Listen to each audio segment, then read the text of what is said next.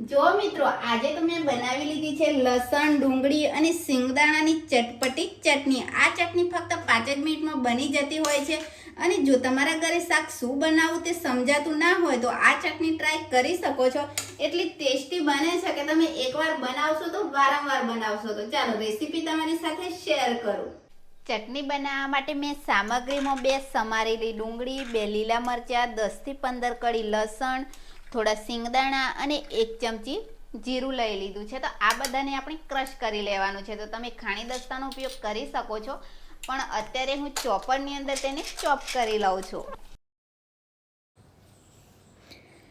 Chop કરી લીધા પછી હવે આપણે તેને એક મિક્સિંગ બાઉલની અંદર લઈ લેવાનું છે.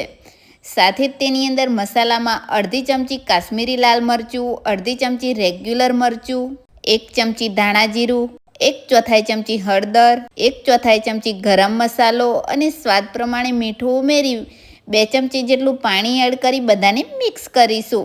આ રીતે મિશ્રણ બનાવી લીધા પછી હવે આપણે તેનો વઘાર કરી લઈએ. વઘાર કરવા માટે કઢાઈની અંદર 2 મોટી ચમચી જેટલું તેલ ગરમ કરી લઈએ. તેલ ગરમ થાય એટલે ચપટી જેટલી હિંગ ઉમેરી જે ચટણી માટેનું મિશ્રણ બનાવ્યું છે તેને એડ કરી કન્ટિન્યુ હલાવી 2 થી 3 મિનિટ જેવું સાંતળીશું.